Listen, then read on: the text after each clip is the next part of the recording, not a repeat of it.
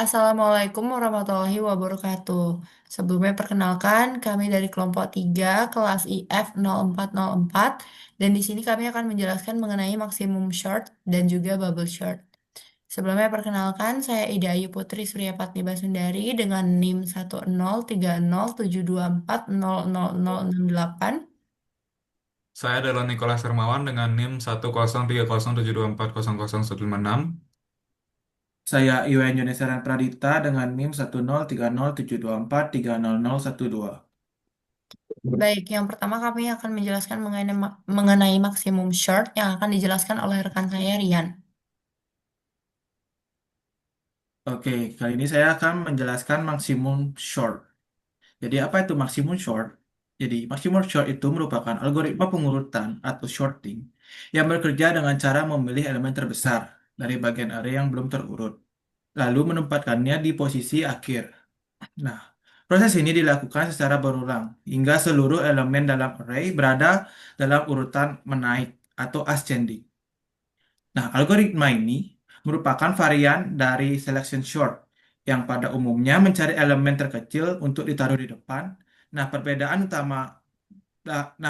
utamanya maksimum sort bekerja dari belakang array lalu ke depan, bukan sebaliknya.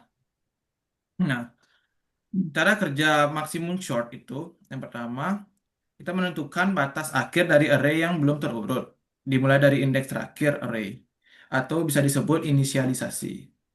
Yang kedua, telusuri seluruh elemen dari indeks awal sampai indeks akhir yang belum terurut untuk menemukan elemen terbesar, atau bisa dibilang pencarian maksimum.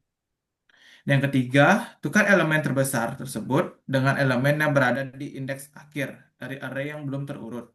Itu bisa dibilang pertukaran atau swap. Yang keempat, kurangi batas akhir array yang belum terurut karena elemen di posisi akhir tersebut sudah berada di tempat yang benar. Itu bisa dibilang persempit wilayah pencarian. Dan yang terakhir itu ulangi proses dari langkah kedua hingga seluruh elemen array berada dalam posisi terurut dengan benar. Nah, maksimum short ini memiliki kelebihan dan kekurangannya tersendiri. Nah, untuk kelebihannya, yang pertama itu sederhana dan mudah dipahami dan tidak membutuhkan memori tambahan atau in place. Dan untuk kekurangannya, jadi untuk kekurangan maksimum sort ini kurang efisien untuk array besar karena kompleksitas waktu dan tidak stabil karena elemen dengan nilai yang sama bisa berubah urutan relatifnya. Oke, next akan dilanjutkan oleh Tuge. Baik, selanjutnya di sini saya akan menjelaskan mengenai sudut dari maksimum sort itu sendiri. Nah, jadi di sini kita punya simple pseudocode ya. Yang pertama itu ada perulangan yang dimana itu for i from n-1 down to 1. Yang dimana n itu merupakan eh, panjang array-nya atau len dari array-nya. Nah, kita lihat di sini panjang array-nya itu ada 1, 2, 3, 4, 5. Jadi ada 5. N-nya itu sama dengan 5. Jadi n min satunya adalah 4. Dari jadi eh, perulangan ini yaitu mulai dari i-nya itu sama dengan 4 sampai i-nya sama dengan 1. Nah, lalu kita menginisialisasi max index. Maksimal indeks itu berada di 0. Jadi kita melihatnya dari depan. Di sini max indeksnya saya taruh di 0. Lalu kita masuk lagi ke perulangan yang baru yaitu for j from 1 to i. Nah, j ini kebalikannya i tadi karena kan kalau i itu dari eh, 4 sampai 1. Nah, kalau j ini dari 1 sampai 4. Dari 1 sampai 4. Lalu kita turun. Kita mulai misalnya dari J-nya sama dengan 1. Berarti array 1 itu adalah array 1 itu 2. Apakah 2 lebih besar daripada array 0? Array 0 itu 5. Enggak. Nah, berarti kalau misalnya enggak, dia enggak bakal ditukar. Langsung kita ulang lagi, naik. Kita naik, apakah Kita lanjut kan J-nya jadi 2 sekarang ya. Apakah array 2 itu lebih besar daripada array 0? Array 2 itu adalah 9. Apakah 9 lebih besar daripada 5? Iya. Karena iya kita tukar. Kita tukar 9-nya. 9-nya jadi terakhir. 9-nya jadi terakhir, habis itu 7-nya ke tempat si 9.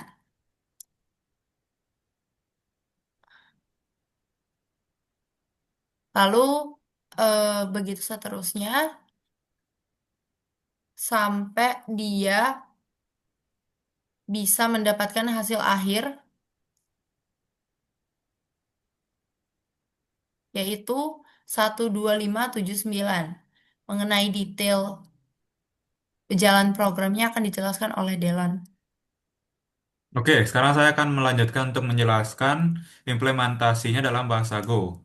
Ya, di sini ada pertama itu ada function maksimum shortnya, di mana kita itu pertama menginisialisasi panjang array-nya dengan n, lalu melanjutkan looping dari i-nya itu sama dengan panjang array-nya dikurang satu karena array itu dimulai dari indeks 0, terus sampai dia i-nya lebih besar dari 0 dan i min-min. Jadi setiap perulangan itu i-nya dikurang karena dia mulai dari eh, paling atas ke bawah. Terus di sana kita ini apa bikin max indeksnya menjadi 0 dulu. Terus lanjut loop kedua yaitu j sama dengan satu sampai j-nya itu kurang sama dengan satu. Terus j-nya ditambah.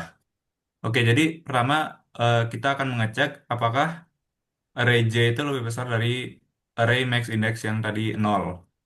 Sebagai contoh di sana misalnya array j-nya itu berarti array satu apakah lebih besar dari array 0? Satunya itu 2, nolnya itu 5. Karena nggak lebih besar maka max indexnya tidak dirubah menjadi j. Nah, kalau misalnya dia memenuhi, maka akan dirubah array i-nya itu menjadi array max index dan array max index menjadi array i. Dia akan mengulang terus sampai eh, loop pertama itu eh, sudah sudah sudah selesai sudah apa dibilangnya? Sampai i-nya lebih besar dari nol. Baik, eh, maka dari kasus array 52917 kita menggunakan maksimum sort akan mendapatkan output 12579 dengan langkah-langkah maksimum. Yang pertama itu yang ditukar adalah eh, 9, lalu ditukar 7-nya, lalu ditukar 5-nya, dan terakhir yaitu yang ditukar 2. Selanjutnya yaitu materi mengenai bubble chart yang akan dijelaskan lagi oleh Rian. Oke, next ada materi bubble short. Jadi, apa sih itu bubble short? Di bubble short itu merupakan algoritma pengurutan data yang bekerja dengan cara membandingkan pasangan elemen yang berdekatan dalam sebuah array, lalu menukarnya jika berada dalam urutan yang salah. Nah, algoritma ini disebut bubble karena nilai terbesar atau terkecil akan menggelembung ke posisi akhirnya di setiap putaran, seperti gelembung udara naik ke permukaan air. Nah, untuk cara kerja bubble short ini, yang pertama mulai dari awal array. Yang kedua, bandingkan dua elemen yang berdampingan. Jika urutan salah, misal lebih besar di kiri untuk pengurutan naik, maka tukar posisinya. Yang ketiga, lanjut ke pasangan berikutnya sampai ujung array. Nah, setelah satu putaran, elemen terbesar akan berada di posisi akhir array. Yang keempat, ulangi langkah-langkah di atas, tetapi kali ini hanya sampai indeks sebelum elemen yang sudah diurutkan. Yang kelima, terus lakukan proses ini hingga tidak ada pertukaran yang terjadi dalam satu putaran penuh, yang artinya array sudah dalam keadaan terurut sepenuhnya. Nah, kapan sih bubble short ini cocok dipakai? Nah, bubble short ini cocok dipakai saat kalian tuh belajar dasar-dasar sorting algoritma. Terus saat jumlah data sangat kecil dan performa bukan masalah. Dan stabilitas pengurutan penting atau urutan data dengan naik sama harus tetap. Nah, untuk bubble sort ini memiliki kelebihan dan kekurangannya. Untuk kelebihan, yang pertama itu bubble sort merupakan satu algoritma pengurutan paling sederhana, cocok untuk pemula dalam belajar algoritma dan logika dasar pemrograman, atau bisa dibilang mudah dipahami dan diimplementasikan. Yang kedua itu bubble sort ini merupakan algoritma in place yang artinya tidak memerlukan array tambahan atau ruang memori ekstra, hanya menggunakan pertukaran dalam array yang sama. Atau bisa dibilang tidak memerlukan memori tambahan. Yang ketiga itu dia tuh stabil karena urutan elemen yang memiliki nilai sama tidak berubah setelah pemrosesan pengurutan. Hal ini untuk data yang memiliki atribut sekunder, misal nama dan nilai yang sama. Yang keempat, dapat dihentikan lebih awal.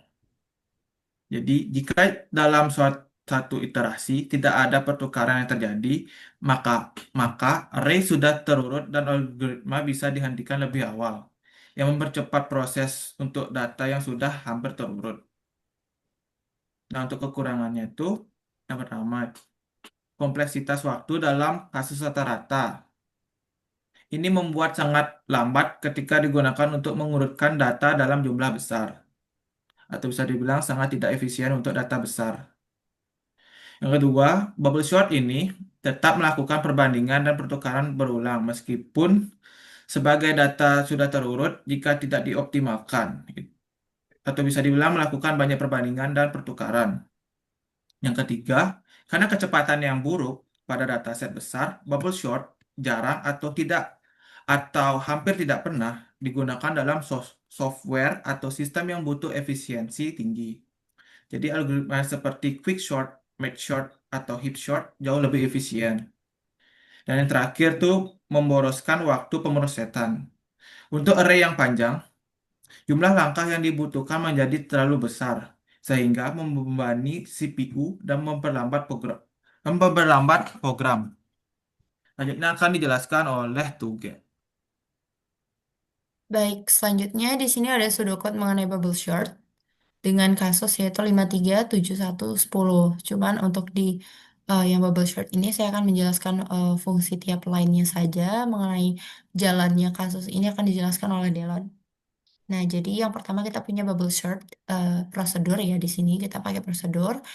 Ini bubble short menggunakan array tentunya, lalu ada n yang dimana n itu panjang dari arraynya. Kalau di codingnya itu menggunakan len, sedangkan kalau di pseudocode menggunakan length. Nah, jadi len len arraynya ini ada 1, 2, 3, 4, 5. Jadi ada 5. Jadi n itu sama dengan 5. Lalu masuk ke perulangan itu for i from 0 to n min 2 do. Nah, jadi di sini i-nya itu adalah dari 0 sampai dengan n min 2. Nah, kalau dilihat kenapa di program Golengnya itu min 1, sedangkan di pseudocode-nya itu min 2, karena yang di apa namanya yang di program Golang ini yaitu i-nya kurang dari n min 1, sedangkan kalau di pseudocode itu i-nya itu sama dengan n min 2. Lalu kita menginisialisasi nilai tukarnya itu false. Lalu kita masuk lagi ke perulangan yang selanjutnya itu ada for j. J-nya itu dari 0 sampai dengan n min 2 min i. Di sini juga ada n min 1 min i. eh, Alasannya sama kenapa dia ini min 2 dan itu min 1. Lanjut, di sini ada kondisi yang dimana jika kondisi array J itu lebih besar daripada array J plus 1, maka posisinya akan ditukar, maka tukar akan menjadi true. Lalu kondisi N akan selesai, lalu N4. Nah, jika di sini ada kondisi lagi, jika tukar itu sama dengan false, maka stop, dia break. Lalu and if. Lalu dia muter lagi, muter lagi, muter lagi sampai for i-nya itu selesai atau sampai n-2. Sampai n-2 itu n4-nya selesai baru di end prosedurnya. Selanjutnya akan dijelaskan oleh Delon. Delon Oke, silakan sekarang saya akan dijelaskan. menjelaskan dari bahasa Go-nya. Yang pertama kita membuat juga function bubble short yang berisikan array. Lalu kita inisialisasi panjang array-nya itu dengan n dan menambahkan loop for dari 0 sampai i-nya itu kurang dari n min satu. Nah, terus kita membuat nilai tukar itu menjadi false dulu. Oke, kita membuat nilai tukar menjadi false, habis itu kita masuk ke loop J-nya. Di mana J-nya ini kita buat nilainya nol sampai J-nya kurang dari N min I min satu J plus plus. Nah, terus di sini ada kondisi di mana kalau misalnya array J-nya itu lebih besar dari array J plus satu atau lebih besar dari array sebelahnya, maka nilainya akan ditukar. Lalu mengembalikan nilai tukarnya itu menjadi true. Nah, karena di sini nilainya true, berarti kan if tidak sama dengan tukarnya tidak memenuhi, berarti dia belum ke break. Terus dia lanjut lagi. Saya langsung contohkan aja misalnya dari data yang ada di sini 5 3 7 1 10. Pertama kan jadinya panjang arraynya itu ada 1 2 3 4 5 dikurang satu berarti dari I 0 sampai I kurang dari 4. I plus plus tukarnya kita jadikan false dulu, habis itu masuk J-nya 0 kurang J-nya kurang sampai kurang dari N min satu min I J plus plus. Nah, itu kan if array J-nya itu berarti array nol lebih besar dari array satu. Array nol itu 5. Apakah dia lebih besar dari 3? Iya. Maka nilainya ditukar. Jadinya menjadi 3, 5, 7, 1, 10. Sudah, itu kan berarti eh J-nya masih nol, belum N kurang 1 kurang I itu kan berarti 4 kurang 1 3. Sampai J-nya 3, dia masih nol. Sekarang naik jadi J-nya satu. Kalau J-nya satu berarti apakah array satu lebih besar dari 2? Jadi apakah 3 itu lebih besar dari 7? Karena enggak berarti enggak usah ditukar. Udah jadi 5 ya. 5 apakah 5 lebih besar dari 7? Karena enggak jadi enggak ditukar. Terus karena dia masih satu, lanjut lagi. J-nya sama dengan 2. 2 array kedua apakah lebih besar dari array ketiga? Ya, jawabannya jadinya ditukar. Jadinya 3, 5, 1, 7, 10. Terus karena sudah karena baru 2, berarti lanjut yang terakhir yang ketiga. Jadinya apakah array 3 lebih besar dari array keempat? 3 keempat jawabannya enggak, berarti tetap aja nggak usah dirubah. Habis itu karena sudah J-nya sudah kurang dari 4, maka loopnya akan keluar dan naik lagi ke atas. Terus I-nya itu berarti menjadi satu. I-nya satu, N kurang satu berarti masih memenuhi.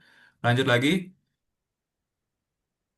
lanjut lagi terus berarti loop keduanya itu sampai J-nya kurang dari 3. Kurang dari 3 berarti pertama kan nol. Diulangin lagi kayak tadi, apakah array ke nol lebih dari satu? Jawabannya enggak, berarti tetap. Apakah array satu lebih dari 2? Ya, jawabannya iya, berarti ditukar. Jadinya 3 1 5 7 10. Udah 2. Itu baru array ke satu, habis itu kita masuk ke 2. Apakah array kedua lebih besar dari ketiga? Jawabannya enggak, berarti didiamin. Nah, itu kan sudah 2 ya J-nya. Jadinya keluar dari loop, masuk lagi loop ke atas, di mana 3 jadinya I-nya itu sama dengan I-nya sama dengan 2. Masih memenuhi dia I kurang dari N min satu, jadinya kita lanjut lagi. Ngulang lagi kayak tadi. Apakah satu lebih besar dari 2? 0 lebih besar dari satu? Jawabannya iya, berarti ditukar. Jadi 1, 3, 5, 7, 10. Nah, udah ditukar. Karena dia berarti kan J-nya itu kurang dari 2. Berarti lagi satu kita loop. Lagi sekali, apakah array satu itu lebih besar dari 2? Enggak, berarti didiamin. Udah selesai keluar dari loop. Langsung lanjut ke I. Berarti sekarang udah 3. Udah kurang dari udah kurang dari 4. Berarti dia tukarnya itu bernilai false dan akan di break. Dan data sudah terurut. Itu adalah penjelasan langkah-langkah dari bubble sort. Oke, selanjutnya saya akan menjelaskan mengenai langkah-langkah partisi dari sebenarnya tadi yang dijelasin Delon itu angka-angka mana saja sih yang ditukar secara simpel. Jadi untuk langkah pertama itu kita cek dulu di bagian angka 5 dan 3. apakah 5 lebih besar dari 3? Jika iya, maka ditukar. Setelah ditukar menjadi 3, 5, 7, 1, 10. Lalu kita bandingkan 5 dengan 7. Mundur ke samping. Apakah 5 lebih besar daripada 7? Jika enggak, dia stop di sana. Lalu lanjut lagi. Apakah kita geser lagi ke bagian 7 dan 1? Apakah 7 lebih besar daripada 1? Jika iya, kita tukar posisinya. Setelah ditukar, eh, lalu kita bandingkan lagi. Apakah kita geser lagi dulu ya. Apakah 7 lebih besar daripada 10? Jika enggak, udah stop. Lalu kita lanjut ke langkah kedua. Setelah langkah kedua, kita mulai lagi dari awal, yang dimana apakah 3 itu lebih besar daripada 5? Jika enggak, dia stop. Lalu bandingkan apakah 5 itu lebih besar daripada 1? Jika iya, dia ditukar. Lalu kita bandingkan apakah 5 itu lebih besar daripada 7? Jika enggak, dia stop. Jadi kita mendapatkan di langkah kedua jadi 3, 1, 5, 7, 10. Lalu untuk langkah ketiga, kita bisa bandingkan angka 1 dan 3. Apakah angka 1 lebih besar daripada, apakah angka 3 lebih besar daripada angka 1? Jika iya, langsung ditukar menjadi 1, 3. Lalu geser lagi. Setelah geser, bandingkan 3 dan 5. Apakah 3 lebih besar daripada 5? Jika enggak ditukar. Lalu kita ulang lagi. Bandingkan 1 dan 3. Apakah 1 lebih besar daripada 3? Enggak. Jawabannya enggak. Lalu kita sudah bisa mendapatkan jawaban akhirnya yaitu 1, 3, 5, 7, 10. Jadi cara kerjanya adalah per dua angka. Eh, dua angka, lalu geser dua angka, lalu geser dua angka. Baik, itulah penjelasan maksimum short dan juga bubble short dari kelompok kami. Kami mohon maaf jika ada salah kata. Kami ucapkan terima kasih atas waktunya. Saya tutup dengan wassalamualaikum warahmatullahi wabarakatuh.